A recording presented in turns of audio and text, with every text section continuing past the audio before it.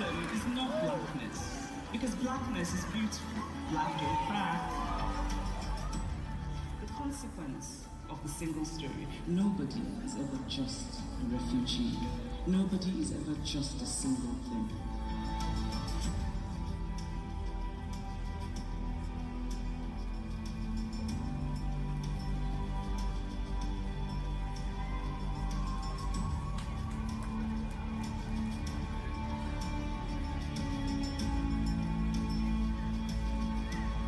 It is an absolute honor for me to be here.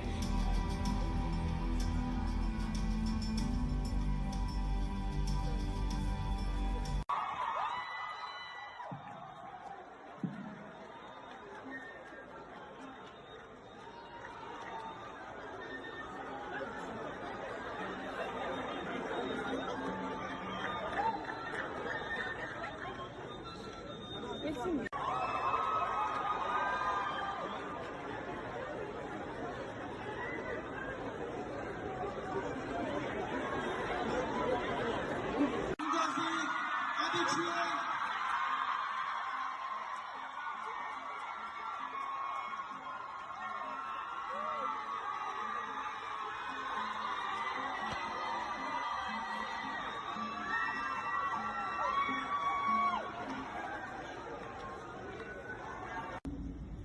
That we must feed our souls with dignity. And so while all of these issues, language, names, are significant, we must focus now on the large fire that is burning up Igbo land. Nti Igbo kanyi teta n'ụla. Let us wake up. Ife emebigo n'anyị Igbo. As Igbo people, we often speak of political marginalization. Whenever you're gathered among Igbo people, the next thing you hear is marginalization. They're marginalizing us. We should talk about marginalization.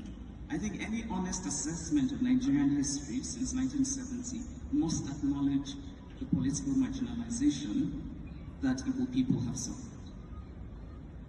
But it is time to suspend the subject of marginalization until we have cleaned house.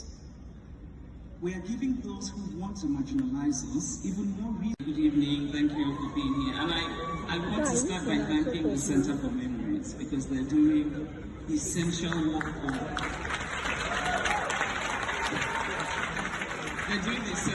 of preserving our collective memories. I also want to thank my dear friend James Ngozi. Where James? Okay. I want to thank James for the depth of his love for Igbo land, and I want to thank him for the breadth of his intellect. James actually persuaded me to deliver a lecture today rather than to read from Dream Camp. Dream Camp was published in March, and for the past few months I've been traveling on book tour, different parts of the world, and now I am here, back home in Nigeria, and I consider this my homecoming.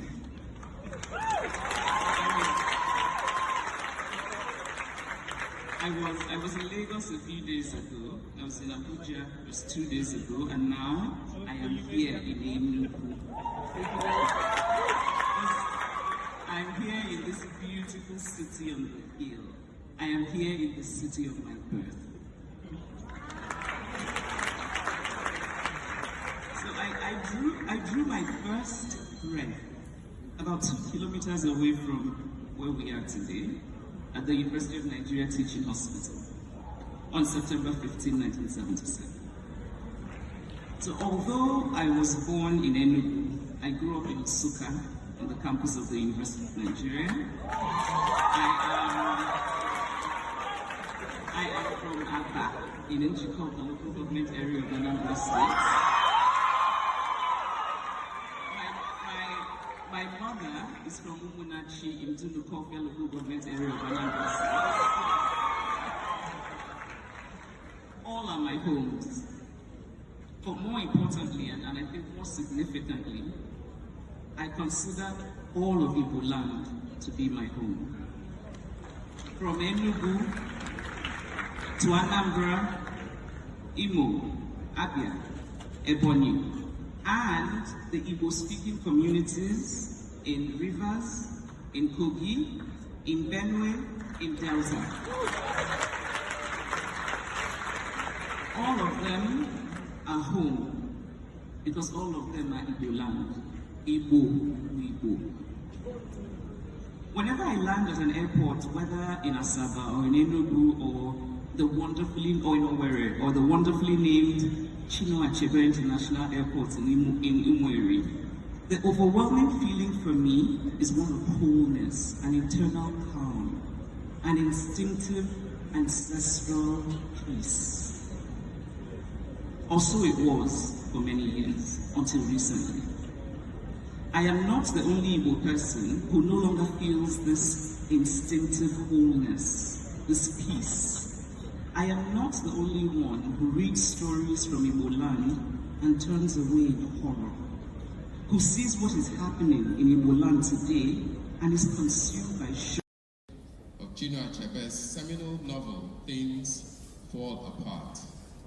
Today we celebrate not just a book, but a mirror. A mirror that still shows us who we are, who we were, and who might yet become.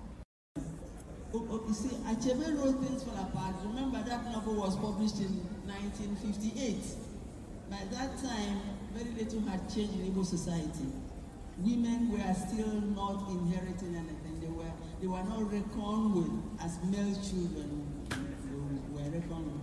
If a family had only boys, they might have wanted to have a girl, but it would not bother them. But in those days, if all the children were girls, it would be a big problem. In fact, the man would want to marry another woman. So that's the advantage that male children had in the past over female children, that the family inheritance will always go through the male line. He was bombed by the Nigerian fighter jets and he returned in pieces. He went to fight for peace and he came back in 4 pieces. He went to fight for peace and he came back in 4 pieces. The heads off, without arms, severe ties, and the feet. Listen, because this is symbolic. The heads off, without arms, severe ties, and the feet. The heads off because the heads of states are greedy and they put the fates of people in jeopardy. Without arms because he was sent to war with no sword to draw. Just a stance, no guns, no bombs, he had to fight with bare hands. You see, he went to war without arms, so it's fitting he came back without arms. Severe ties because our unity dies. Severe ties because Nigeria severe ties with us but keeps us by force. And what is left? Defeat. The mother refuses to accept it because we are Igbo and we never accept defeat. The same way they fly and drop shit on our shirt and our hair, they were throwing bombs everywhere. See, we are gathered here today. There is cola to break, there is a lot to eat and drink. It was like 7 years ago, it wouldn't have been so. I'm getting poor belly. My girlfriend says it's because I eat a lot. Stop. 7 years ago, it would have been because I had to assure call. Then the people were seeing, and their skin like an X-ray machine showed all their bones. Looking like skeleton, complaining in silent groans. See, you stepped out from your house today. 57 years ago, your mother wouldn't have blessed you. Because you'll be taken from the streets and sent into the army. Given nothing but torn uniforms, no weapons, and a worn-out boot. To go and fight for the truth. But the truth bears no fruit when the lies have taken root. What is the truth when the opposing forces?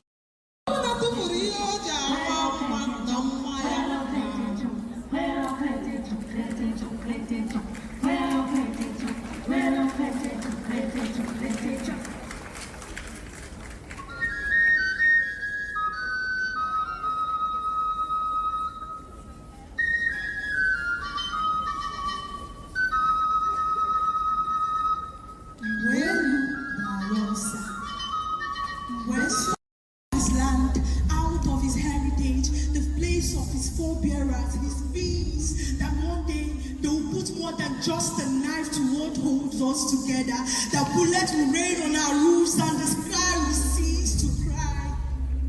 Dear Onyenekemunti, let us remember.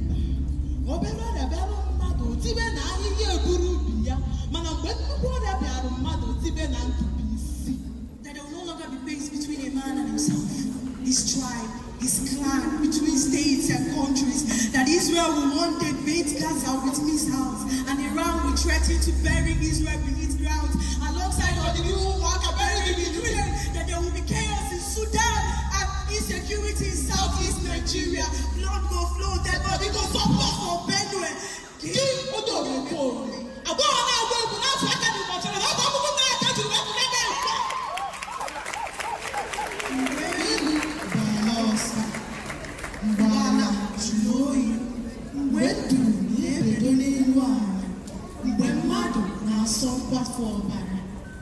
When a man's heart becomes a battlefield, when kings become soldiers of vengeance, when children learn betrayal before they learn to read, when the journey of the world stops asking questions, in that moment,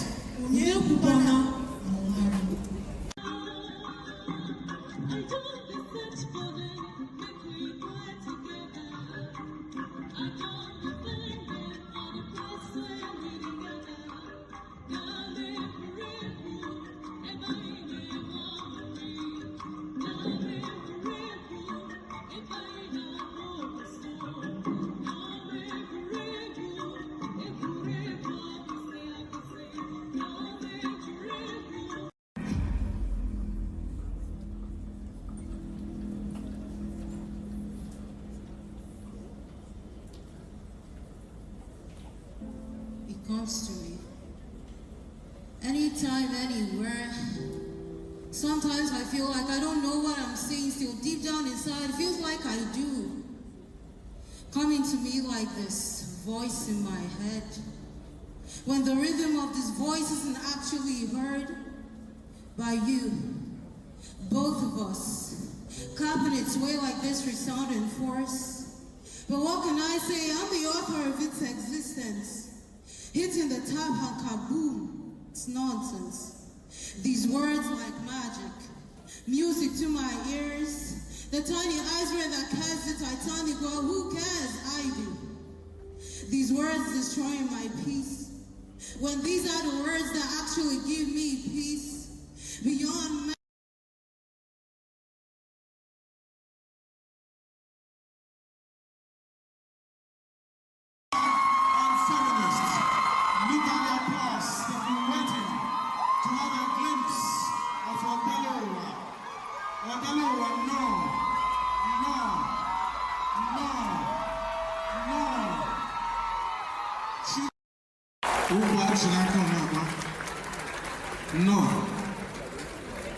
No. I'm waiting. No.